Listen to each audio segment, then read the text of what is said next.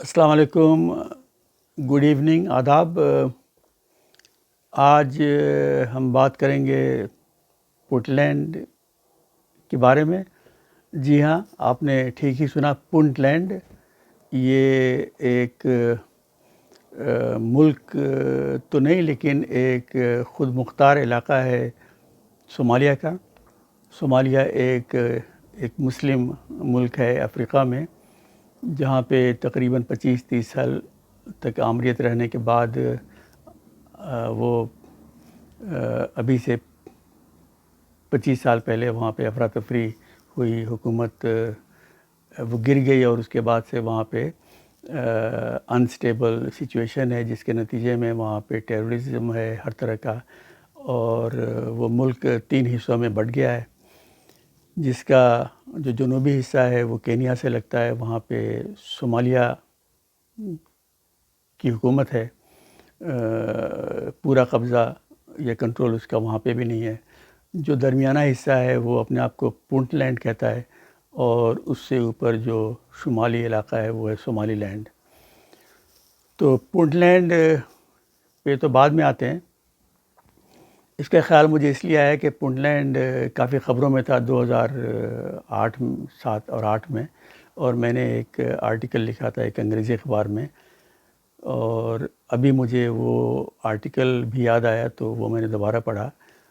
تو پونٹلینڈ کی بات ابھی کرتے ہیں چند منٹ بعد۔ ابھی بات کریں گے نور جہاں کے بارے میں۔ نور جہاں کسی خاتون کا نام نہیں بلکہ اس ہاتھی کا نام ہے جو کراچی زو میں انتہائی بیمار حالت میں ہے۔ یہ ان 4 ہاتھیوں میں سے ایک ہے جو 2009 میں افریقہ کے ملک تنزانیہ سے لائی گئی تھی۔ مجھے یقین ہے کہ اس کے پیسے بھی پاکستان نے ادا نہیں کیے ہوں گے، اور وہ عطیہ ہوگی کسی ادارے کی طرف سے یا تنزانیہ کی طرف سے۔ بہرحال اس کی اور باقی جانوروں کی جو حالت ہے پاکستان کے کسی بھی زو میں وہ اچھی نہیں، لیکن یہ کاون جو ہے بہت ہی اتنی بیمار پڑ گئی کہ پھر حکومت نے بین الاقوامی ادارہ ہے 4 پاز کے نام سے جو جانوروں کی ویلفیئر کے لیے کام کرتا ہے، تو ان کو رجوع کیا، تو انہوں نے 3 ایکسپرٹس بھیجے، ایک بلغاریہ سے ایک خاتون اور ایک شخص جرمنی سے اور ایک آسٹریا سے۔ یہ تینوں بہت ہی ماہر ویٹرینرینس ہیں، ان کے ساتھ ایک پاکستانی ویٹرینرین بھی ڈاکٹر خلیل۔ تو یہ اپنی کوشش کر رہے ہیں کہ اس کی صحت ٹھیک ہو جائے، نور جہاں کی۔ تو یاد کریں تو 2020 میں ایک اور ہاتھی کے جو بدحالی کی وجہ سے پاکستان کی دنیا میں کافی بدنامی ہوئی تھی، اس لیے کہ یہ خبر ساری دنیا کے تقریباً سب جو میڈیا آؤٹلیٹس تھے وہاں پہ آئی تھی۔ اس کا نام تھا کاون۔ وہ ایک گفٹ تھی وہ ہاتھی سری لنکا کے صدر کی طرف سے پاکستان کے صدر ضیاء الحق کو 1985 میں، اور 2020 تک اس کی حالت اسلام آباد کے زو میں اتنی خراب ہو گئی کہ پھر وہی بین الاقوامی ادارے سے لوگ آئے اور انہوں نے اسے اس قابل کیا کہ اسے وہاں سے اٹھا کے کمبوڈیا لے جانا تھا۔ تو کافی اس کا خرچہ بھی آیا، اور ایک جہاز پہ اسے ڈال کے پھر کمبوڈیا لے گئے۔ تو یہ دنیا کو پتہ ہے کہ پاکستان میں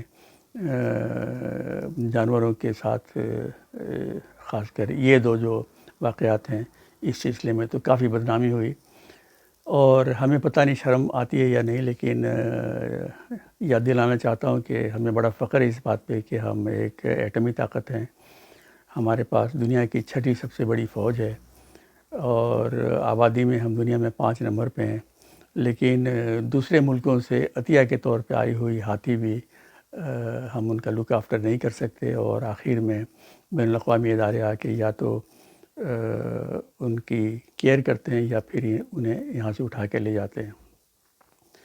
تو پھر آتے ہیں نور جہاں سے، اور اب یہ جو اصل جو میں جس پہ بات کرنا چاہ رہا تھا وہ پونٹلینڈ پہ۔ تو جیسا کہ میں نے بتایا کہ پونٹ لینڈ جو ہے وہ ایک ملک کے ایک علاقے کا نام ہے جو اپنے آپ کو آزاد کہتا ہے. تو یہ پاکستان کا جو اب جو حال ہے اس کی تو کہانی بڑی پرانی ہے، اور اس کا ذمہ دار نہ یہ گورنمنٹ ہے، نہ پچھلی سے پچھلی، نہ اس سے پچھلی، بلکہ سارے شروع سے پاکستان جو ہے وہ بدحالی کا شکار ہے اور بد انتظامی کا، اور اس میں سیاستدان، جرنیل، جج سب شامل ہیں. 1958 میں 1958 میں جب جنرل ایوب خان نے کو کر کے اقتدار سنبھالا تو انہوں نے جو اپنی پہلی تقریر تھی اس میں کہا کہ جی سیاستدانوں نے پاکستان کو دنیا کا ایک لافنگ اسٹاک بنا دیا ہے. مطلب یہ ہے کہ ایک ایسا ملک بنا دیا ہے کہ ساری دنیا اس پہ ہنستی ہے. اس کے تقریباً 40 سال بعد 1999 میں جنرل مشرف نے جب کو کر کے اقتدار لیا تو انہوں نے جو الفاظ استعمال کیے وہ تھے کہ we have hit rock bottom. مطلب یہ کہ ہم اتنے پست ہو گئے ہیں، اتنے نیچے ہیں کہ اس سے نیچے جانے کی بھی گنجائش اب نہیں ہے. بہرحال ان دونوں جرنیلوں نے تقریباً 10 سال رہے، اور دونوں نے ہی ملک کو جس حالت میں پایا تھا اس سے بدتر حالت میں چھوڑ کے گئے. اور یہ جو ہوتا رہا، یہ زوال جو ہے کنٹینیوس ہوتا ہے. تو پونٹ لینڈ جو ہے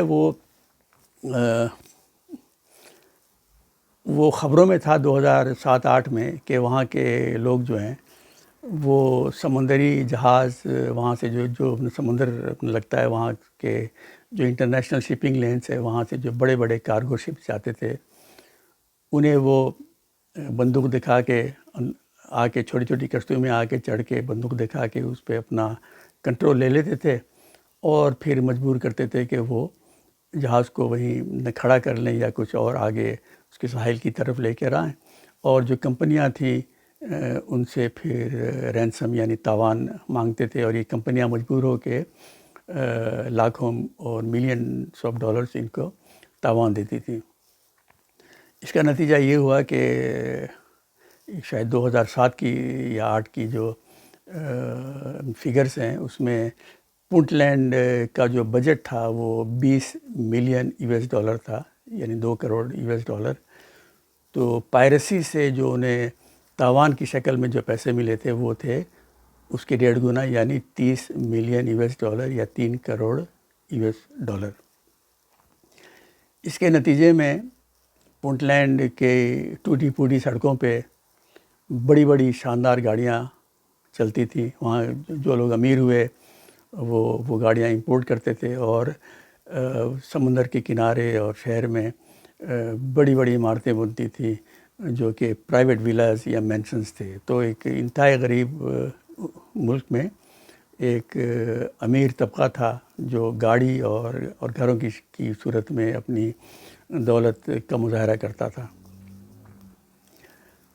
تو اب ان دنوں میں جو میں نے ایک آرٹیکل لکھا تھا تو اس کا میں ایک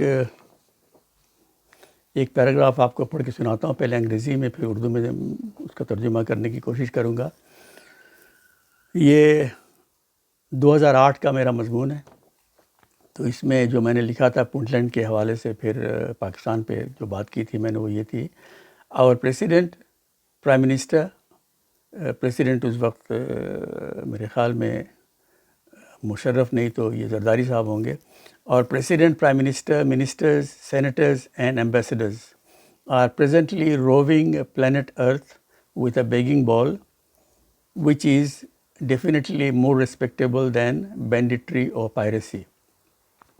All our friends and near friends, Muslim, Christian, Buddhist and Communist, excepting only Jews and Hindus, are being asked to financially contribute to the many bailout plans for our blessed Mamlakat-e-Khudadad.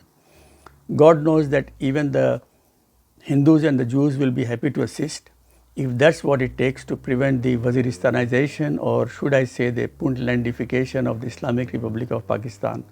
This is a chilling prospect capable of uniting friend and foe. یاد رہے کہ ان دنوں میں بہت زیادہ پاکستان میں تخریب کاری کی واردات ہو رہی تھی، اور یہ ان کی شروعات ہوئی تھی جو پاکستان اور افغان کی سرحد ہے، خاص کر وزیرستان وغیرہ کے جو ٹرائبل ایریاز ہیں وہاں سے. تو میں نے یہ خدشہ ظاہر کیا تھا کہ مطلب کہ پاکستان کہیں وزیرستان یا پونٹ لینڈ نہ بن جائے، اور اس لیے شاید باہر کی جو طاقتیں جو ملک ہیں جو ہمیں ہمیشہ سے مدد کرتے آئے ہیں وہ ہمیں اس سے بچائیں گے. اور جس طرح بھی ہو پاکستان پونٹ لینڈ نہیں بنا، نہ وزیرستان بنا، لیکن اب جو کرائسس ہے وہ پہلے سے بھی کہیں زیادہ شدید اور گمبھیر ہے. اور پہلے تو ہمیں قرض کی صورت میں پیسے آسانی سے مل جاتے تھے، اور ہم میرے خیال میں 13 دفعہ IMF کے پاس گئے اور پیسے ملے. اس کے علاوہ امریکہ سے دوستی یا امریکہ کی جو مجبوریوں کی وجہ سے بہت ڈالرز آئے. مشرف کے زمانے میں بھی وار آن ٹیرر کی وجہ سے بلینز آف ڈالرز پاکستان آئے، لیکن سارے اسی طرح اڑا دیے گئے. اور ملک میں جو ریسٹرکچرنگ یا جو ریفارمز یا بنیادی جو اصلاحات کی ضرورت تھی، اس کی ضرورت ہماری اشرافیہ نے نہیں سمجھی. اور جو پیسے ادارے بنانے میں یا فیکٹریز لگانے میں یا اس طرح کی چیزوں میں جانے تھے، وہ گھروں کی صورت میں، ہاؤسنگ سوسائٹیز کی صورت میں وہ پاکستان میں آپ کو نظر آتے ہیں، گاڑیوں کی شکل میں. اور ملک جو ہے بد سے بدتر، اور اب ایسے ایک دہانے پہ کھڑا ہے کہ اب پہلے سے بھی زیادہ خطرہ پیدا ہو گیا ہے کہ یہ پونٹ لینڈ یا وزیرستان نہ بن جائے. اس لیے کہ اب جو بیرونی طاقتیں ہیں وہ تھک بھی گئی ہیں، اور انتہا جو ہے وہ اب آ گئی ہے. تو اس صورت میں ایک اور بات بتاؤں کہ 2008 میں جب میں نے آرٹیکل لکھا تھا تو ان دنوں میں امریکہ میں ریسیشن تھا، یعنی مالی ایک کرائسس تھی، بہت زیادہ فائنینشیل کرائسس، بلکہ وہ ورلڈ میں پھیل گئی تھی لیکن امریکہ سے شروع ہوئی تھی. تو اس وقت ہمارے جو اسلام پسند حب الوطن لوگ بہت خوش تھے کہ چلو امریکہ کا زوال ہوگا. انہیں بڑا انتظار تھا امریکہ کے زوال کا. بلکہ 1991 میں جب سوویت یونین کئی ٹکڑوں میں بٹ گیا اور کمیونزم وہاں کولیپس ہو گیا، تو اس وقت بھی بڑی خوشی کی اپنا لہر دوڑی تھی لوگوں میں کہ ہم نے کمیونزم کو ڈبو دیا، اب ہم امریکہ کو بھی ڈبوئیں گے. تو اس وقت بھی میں نے ایک آرٹیکل لکھا تھا جس کا کہ ٹائٹل میں نے دیا تھا فزیشین ہیل تھائی سیلف. مطلب ہے کہ ڈاکٹر صاحب آپ اپنا علاج کریں، یعنی کہ دوسروں کی فکر چھوڑیں. تو نہ امریکہ اس وقت کولیپس ہوا، نہ 2008 میں کولیپس ہوا، اور نہ اب ہونے والا ہے. لیکن بجائے اس کے کہ ہم اس کے انتظار میں رہیں اور اس کی خوشیاں منائیں کہ امریکہ میں اگر کوئی کرائسس آئے تو ہم خوش ہو جائیں، ہمیں اپنی فکر کرنی چاہیے. اور اب تو بڑے کھل کے بات ہو رہی کہ پاکستان کیا دیوالیہ ہو جائے گا، کتنے ہفتوں میں ہوگا، یا اسے لوگ بچا لیں گے. لیکن یہ باہر کی جو طاقتیں ہیں وہ اب تھک گئی ہیں، اور پھر بھی امید ہے کہ کچھ پیسے آ جائیں گے، اتنے پیسے آ جائیں گے کہ جو فی الحال جو ہم نے قرض اتارنا ہے فوری طور پہ وہ اتر کے شاید کچھ پیسے بچ جائیں، جس سے جو ڈالر کی جو بنیادی جو ہے ضرورت وہ ہماری بھی پوری ہو اور ملک کا کام چلے.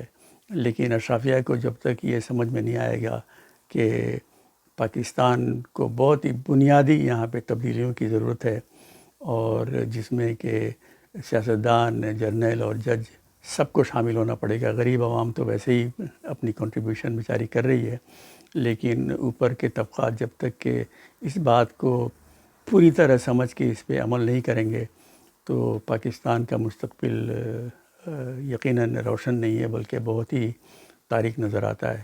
اب وہ باتیں جو پہلے دبے دبے الفاظ میں کی جاتی تھیں اب وہ کھل کے ہو رہی ہیں. تو امید ہے کہ شاید کچھ اس سے بہتر نکلے. لیکن یہ دعا کے ساتھ میں ختم کرتا ہوں کہ پورا پاکستان وزیرستان کی طرح نہ ہو جائے، یا صومالیہ کا جو علاقہ ہے پونٹ لینڈ وہ نہ بن جائے. اسی کے ساتھ آج ختم کرتا ہوں، اور خدا حافظ.